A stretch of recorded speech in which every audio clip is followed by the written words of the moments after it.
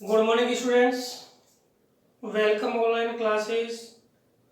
Students, इस video के माध्यम से आज हम जिस बिंदु को पढ़ने जा रहे हैं वह बिंदु हमारे लिए बहुत ही महत्वपूर्ण है, क्योंकि हमने अपने पिछले वीडियो के अंतर्गत भारत की जनसंख्या से जुड़े हुए विभिन्न पहलुओं को जाना है, जिसमें हमने जनसंख्या घनत्व, जनसंख्या वृद्धि, जनसंख्या वितरण, साथ ही साथ हमने जनसंख्या जो है उसमें लिंगानुपात के प्रतिरूप को भी जाना है।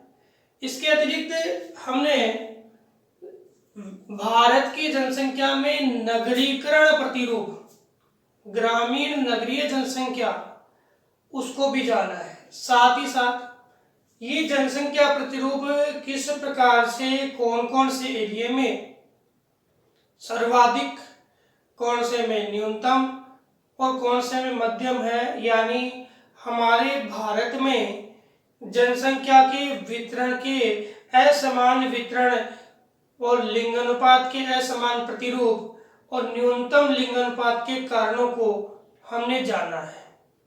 आज हम पढ़ेंगे कि भारत जो है उसमें भारतीय जनसंख्या के लिए जो अनियमित वृद्धि हो रही है, जो देश के लोगों को पर्याप्त पोषण नहीं मिल पा रहा है, स्वास्थ्य सुविधाएं जो नहीं मिल पा रही है, उनके लिए भारत सरकार है वो क्या क्या प्रयास कर रही है और भारत सरकार ने इस जो दुविधा है, इस समस्या है, इसको दूर करने के लिए जनसंख्या नीतियों का निर्माण किया है। और ये जनसंख्या नीति कब से लागू की गई और कौन कौन सी नीतियां लागू हो चुकी है, हमारे पाठ्यक्रम में भारत और राजस्थान के संदर्भ में जनसंख्या नीति 2000 का उल्लेख है।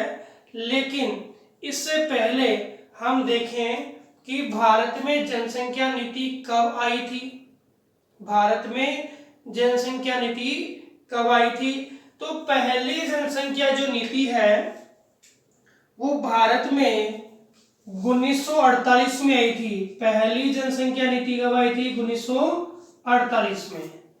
और जो 48 में जनसंख्या नीति आई उसका मूल उद्देश्य क्या था? परिवार नियोजन। क्या था? परिवार नियोजन। और इस परिवार नियोजन के आधार पर ही इस जनसंख्या नीति में आपके 1952 में परिवार नियोजन कार्यक्रम चलाया गया। 1952 में क्या चलाया गया? परिवार नियोजन कार्यक्रम चलाया गया।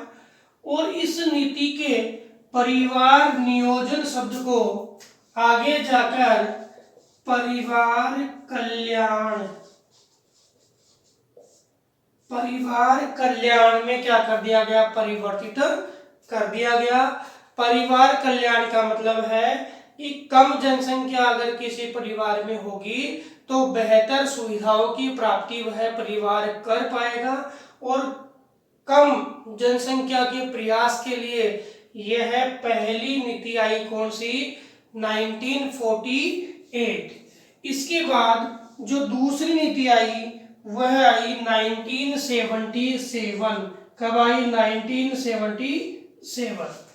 इस नीति में आपके मात्रात्मक मूल्यों के आधार पे, भाई जनसंख्या बढ़ रही है तो मात्राओं में बढ़ रही है, तो मात्रात्मक मूल्यों के आधार पर जनसंख्या वृद्धि के स्वरूप को विचार किया गया।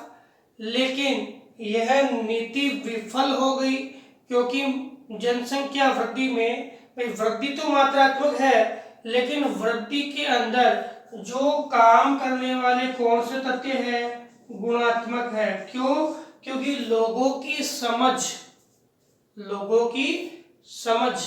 और लोगों की समझ ही है, लोगों की जागरूकता ही है, लोगों का शिक्षात्मक स्तर ही है जो क्या करेगा, लोगों में जागरूकता पैदा करेगा कि जनसंख्या वृद्धि है वो एक भयंकर समस्या है और इसके कारण पोषण की भयानक विपदा हमारे सामने आ सकती है जो पूरे संपूर्ण जनसंख्या प्रतिरूप को नष्ट कर सकती है। ये गुणात्मक पहलू है जो जनसंख्या परिवर्तन में क्या होगा, सहायक होगा।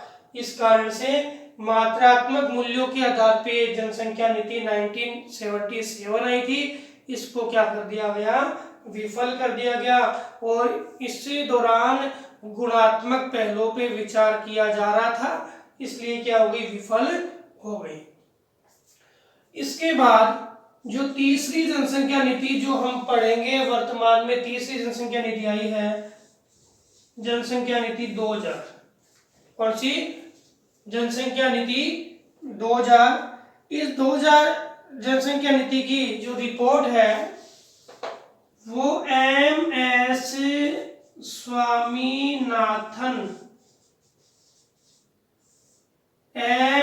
स्वामीनाथन की रिपोर्ट के आधार पर आई। इनकी रिपोर्ट के आधार पर जनसंख्या नीति 2000 की रिपोर्ट हमारे सामने आई और इस रिपोर्ट में 3 जो आपके कारण है, 3 उद्देश्य है वो रखे गए। एक तो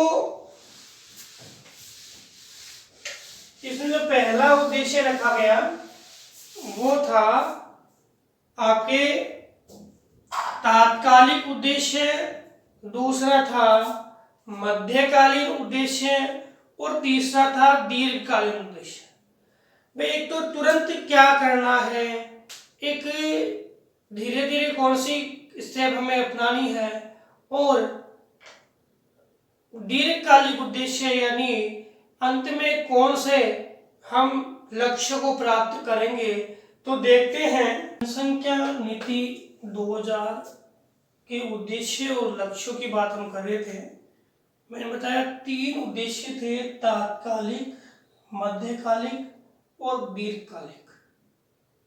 तात्कालिक उद्देश्यों में तुरंत क्या उपाय करना है, तो इस जनसंख्या नीति के अकॉर्डिंग प्रजनन और शिशु की देखभाल की समुचित व्यवस्था की गई जिससे आपके मातृ मृत्यु दर और शिशु जो मृत्यु दर है उस पे काबू पाया जा सके।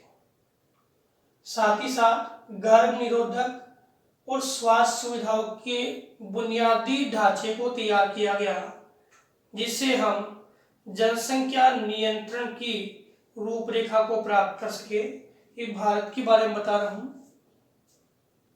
तो ये तात्कालिक जो उपचार किए गए या तात्कालिक जो लक्ष्य निर्धारित किए गए जिसमें मातृ मृत्यु दर और शिशु मृत्यु दर को कम करना एक हो गया और जन्म दर को भी कम करना, ये दूसरा उद्देश्य इसके सामने रखा गया।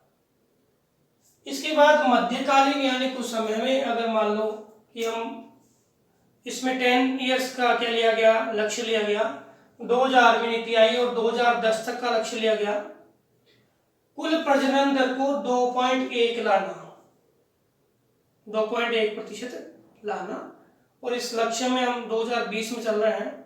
इस लक्ष्य में एक निकटता भी हासिल हुई थी कि 2.3% जो आपकी प्रजनन दर हो गई। इसमें और क्या क्या मध्यकालीन जो लक्ष्य रखे गए उनमें स्वास्थ्य और बीमा पर विशेष ध्यान दिया गया जिससे लोगों में स्वास्थ्य जो सुविधा है उसके लिए जागरूकता हो।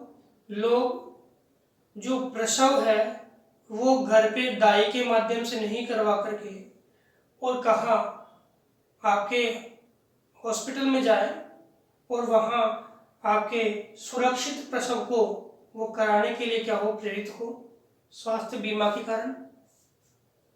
बालिका समृद्धि बालिका समृद्धि के लिए जो लिंगानुपात में हमारे असमानता दिख रही है, उस लिंगानुपात की असमानता को दूर करने के लिए बालिका समृद्धि योजना, जिसमें जो लड़कियां हैं उनको पढ़ाने से संबंधित है या लड़कियों के जन्म से संबंधित है, सुरक्षित प्रसव से संबंधित है, ये आपकी बालिका समृद्धि परियोजना।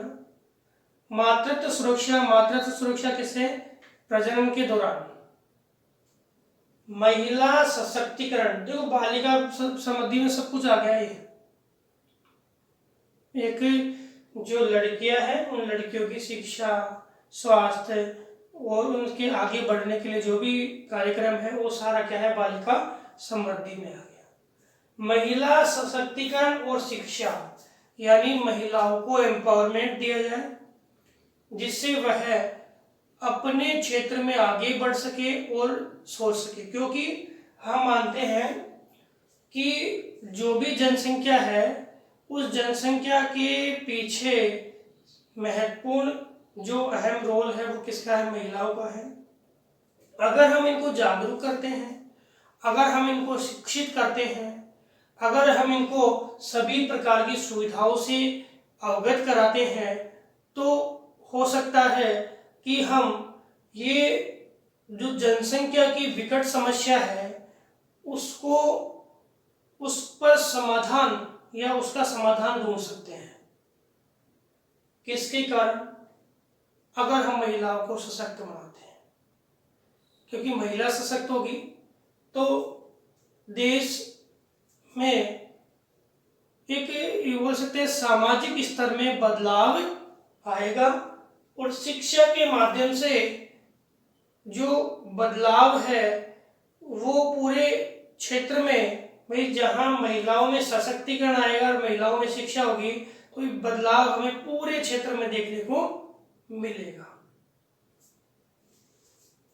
14 वर्ष तक अनिवार्य स्कूली शिक्षा, यानी जो 7 वर्ष हमने आयु निर्धारित की है साक्षरता में, 7 वर्ष से ज्यादा या 7 वर्ष का जो बालक है वो पढ़ना लिखना और गणितीय अभिगणना करना जाने, उसको हम क्या बोलते हैं? साक्षरता।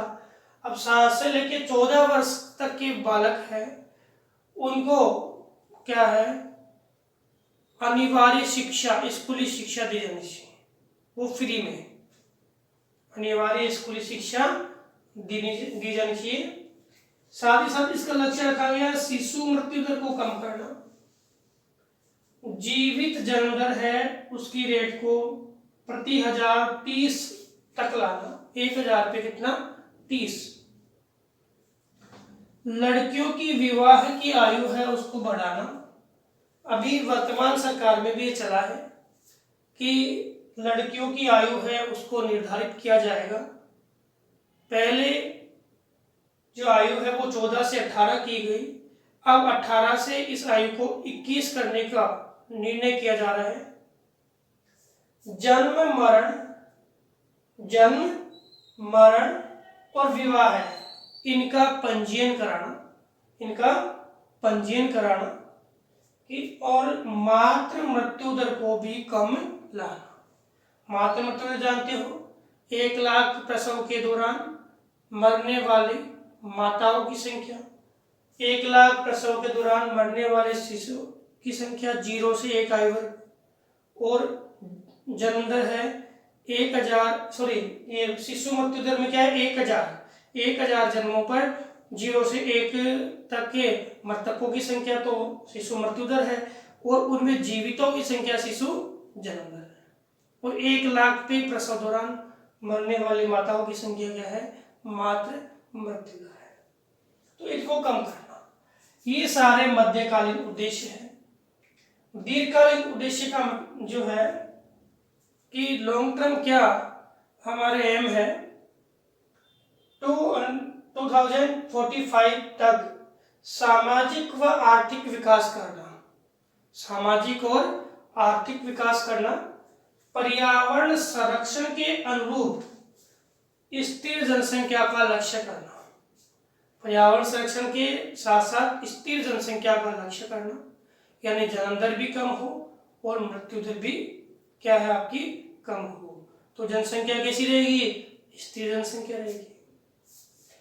और 2026 में कहा गया 2026 तक जो आपकी लोकसभा की सीटें हैं उनको नहीं बढ़ाया जाए और जनसंख्या नियंत्रण के कार्यक्रमों को ध्यान में रखा जाए और जनसंख्या को नियंत्रित किया जाए। ये आपके 3 जो लक्ष्य है वो जनसंख्या नीति 2000 के अनुसार रखे गए, जो भारत के जनसंख्या स्वरूप को प्रदर्शित करते हैं और जनसंख्या नियंत्रण के लिए प्रयास भी करते हैं। अब हम देखते हैं कि राजस्थान जो राज्य है उसमें जनसंख्या नीति 2000 का क्या स्वरूप है। राजस्थान राज्य में जनसंख्या नीति जो आपकी 2000 की जनसंख्या नीति है उसका क्या स्वरूप है।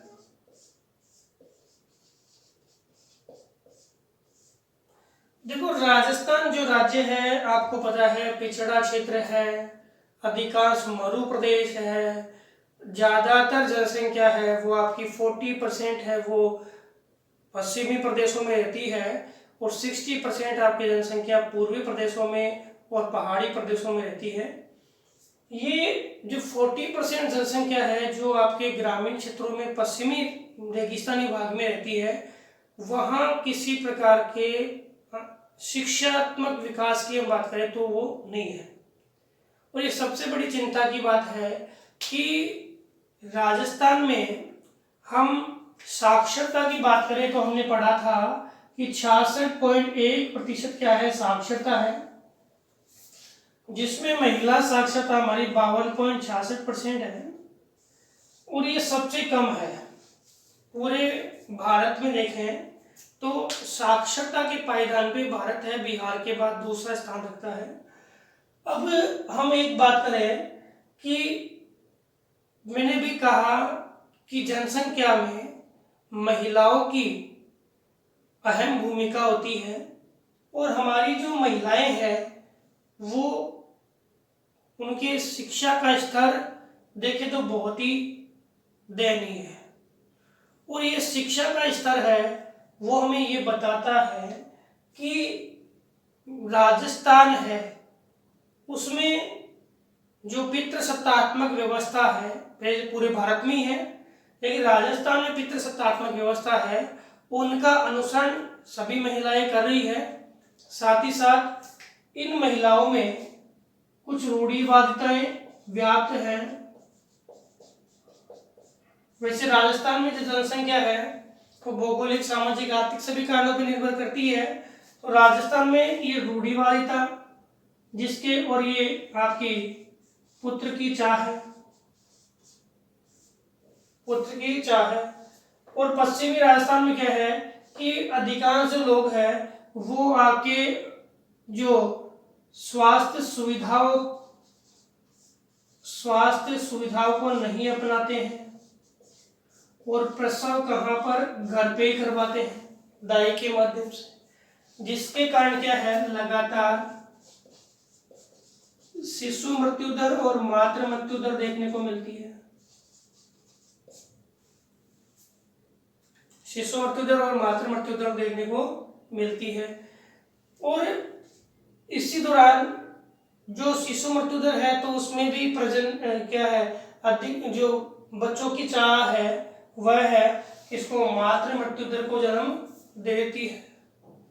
साथ ही साथ वहां पे अधिक ये आपके पुत्र की चाह से ज्यादा मात्रा में क्या है जनसंख्या उत्पन्न हो जाती है। तो ये सारी क्रियाएं हैं वो किस पे टिकी हुई है, महिलाओं पे और हमारे रूढ़िवादी समाज पे। ये राजस्थान में प्राय देखने को मिलता है।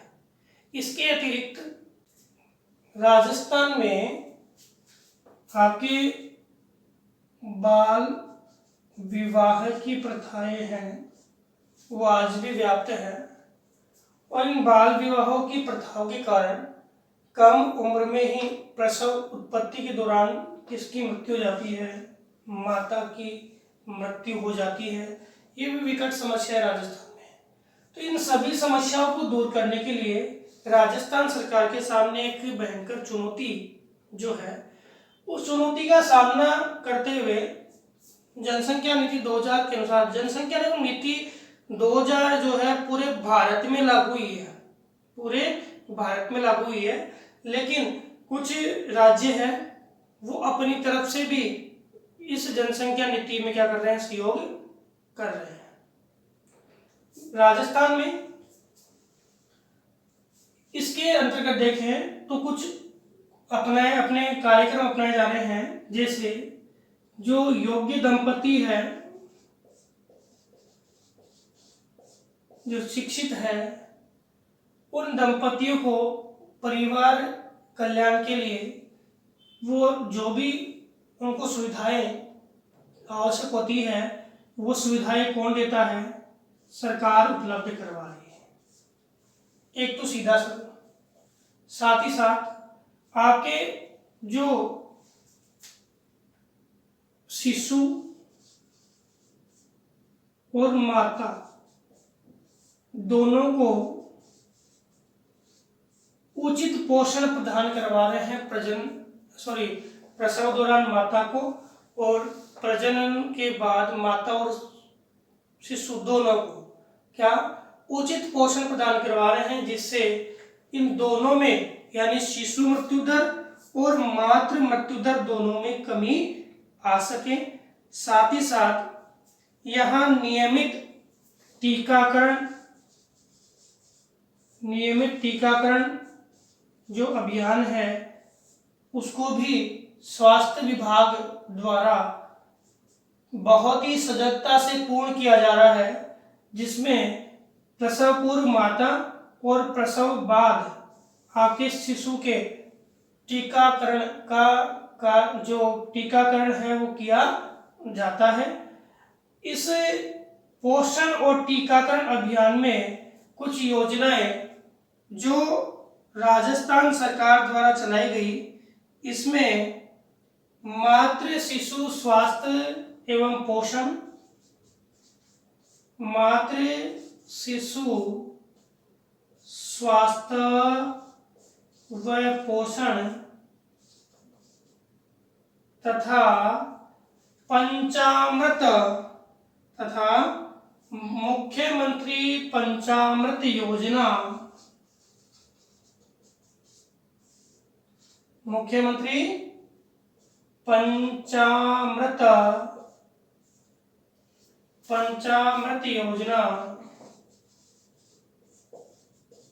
ये दो योजनाएं जो मातृ और शिशु को स्वास्थ्य पोषण के लिए तथा उसको सही सुविधाएं उपलब्ध करवाने के लिए राजस्थान सरकार द्वारा लागू की गई। इसके अतिरिक्त आपकी जो एक योजना जन मंगल योजना, याद रखना, जन मंगल योजना, इस योजना के अंतर्गत गांव गांव जाकर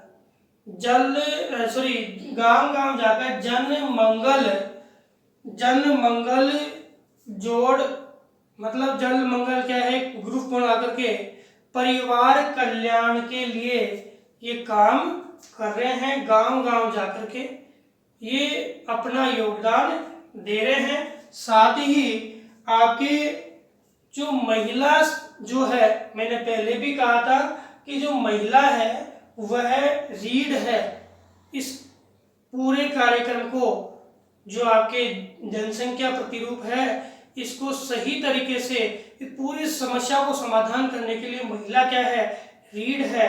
तो महिलाओं के लिए महिला स्वास्थ्य केंद्रों की स्थापना, महिला स्वास्थ्य केंद्रों की स्थापना की जा रही है तथा महिलाओं को परिवार कल्याण या परिवार नियोजन कार्यक्रमों के लिए सजग किया जा रहा है, महिलाओं को शिक्षित किया जा रहा है, महिलाओं को जागरूक किया जा रहा है, जिसके आधार पर जो ये जागरूकता है वो महिलाओं में एक एम्पावरमेंट, एक सशक्तिकरण लाती है और ये महिलाएं क्या करेगी फिर, ये महिलाएं अपनी इस रूढ़िवादिता विचारधारा को छोड़कर परिवार कल्याण को अपनाकर राज्य में जनसंख्या नियंत्रण के प्रयासों में अपनी सहज भूमिका, अपनी प्रत्यक्ष भूमिका निभाएगी। ये कार्यक्रम आपके राजस्थान सरकार द्वारा चलाए जा रहे हैं, जिसमें उद्देश्य शिशु मृत्यु दर, मातृ मृत्यु दर को कम करना, जन्म दर को कम करना और माता और शिशु को पर्याप्त पोषण प्रदान करना और लोगों को जागरूक करना, ये सारे उद्देश्य इसके अंतर्गत आते हैं। अब हम बात करते हैं कि जनसंख्या एक समस्या है। जनसंख्या जो है, जो बढ़ रही है लगातार, वो क्या है, एक समस्या है। और समस्या है तो इसके कारण क्या क्या प्रॉब्लम्स आ सकती है, तो इसमें सबसे बड़ी प्रॉब्लम तो किसकी आएगी, संसाधनों की। चाहे वो भूमि संसाधन हो, चाहे वो जल संसाधन हो, चाहे अन्य संसाधन जो खाद्यान्न वगैरह है, कोई भी संसाधन हो, सभी संसाधनों की विकट समस्या हमारे सामने आएगी। पूरे भारत में ये संसाधनों की समस्या जनसंख्या वृद्धि के कारण संभव हुई है। आज जो ऐसी भूमि जो वनीय क्षेत्र में थी या पर्वतीय प्रदेश में थी, उनको भी हमने अपने नियोजित निवास क्षेत्रों में कन्वर्ट कर दिया है, जिससे वन्य जीव नष्ट हो गए हैं, जिससे वनस्पतियां नष्ट हो गई है, वायुमंडल में गैसीय संतुलन बिगड़ गया है और अपने जलवायु तंत्र तक भी क्या हुआ है, प्रभावित हुआ है। इस समस्या आप जानते हो, इसको लंबा चौड़ा मैं व्याख्यान दूं तो मतलब भी नहीं है, क्योंकि ये सारी समस्याएं आपके सामने हैं कि जनसंख्या बढ़ रही है तो क्या क्या प्रॉब्लम्स हमारे सामने आ रही है। और नियोजन जनसंख्या में परिवार कल्याण या परिवार नियोजन या जनसंख्या नियंत्रण की रूपरेखा हमने पढ़ी है। इन समस्याओं को दूर करने के लिए हमें सभी कार्य अपनाने पड़ेंगे, शिक्षा का प्रयास करना पड़ेगा। अब वर्तमान की बात है कि जो 2000 की नीति आई, उस नीति के अनुसार काफी हद तक आपकी जनसंख्या में जन्म दर में क्या आई है, जो गिरावट आई है, लेकिन वो जन्म दर की गिरावट है जो हमें अपेक्षा है उतनी नहीं आई है। लेकिन मृत्यु दर में गिरावट यानी स्वास्थ्य सुविधाओं में जो वृद्धि हुई है, यह स्थिति आपकी क्या है, बहुत ही एक मान सकते हैं कि यह स्थिति हमारे लक्ष्य के अनुसार है। जो आपकी मृत्यु दर में गिरावट आई है, स्थिति हमारे लक्ष्य के अनुसार है। तो जनसंख्या की जो समस्याएं है कि लगातार हमारे भारत में और हमारे पूरे विश्व की बात करें, विश्व में ये जनसंख्या जो बढ़ रही है, आगामी भविष्य के लिए हमें संसाधनों से विलग कर सकती है, संसाधनों से अलग कर सकती है। और इसके लिए हमें सतत पोषणीय विकास तो अपनाना ही है। सतत पोषणीय विकास के साथ साथ इस जनसंख्या पर नियंत्रण करना भी आवश्यक है। और जनसंख्या के नियंत्रण से जुड़ी हुई कई प्रकार की जो योजनाएं हैं, उनको लागू करना है। और लागू ही नहीं करना है, पूरे देशवासियों को प्रत्यक्ष रूप से इन योजनाओं का निर्वहन भी करना है, जिससे हम इस जनसंख्या की ये अनियमित वृद्धि और जनसंख्या और संसाधनों में होने वाले बड़े अंतर को क्या कर सके, कम कर सके। तो विद्यार्थियों, आज हमने भारतीय जनसंख्या से जुड़े हुए जितने भी जो बिंदु है जो आपके पाठ्यक्रम में थे, उनका अध्ययन किया है। अगले वीडियो में हम अगला लेसन, जो आपका अगला पाठ्यक्रम अनुसार जो लेसन है, उसको पढ़ेंगे। धन्यवाद।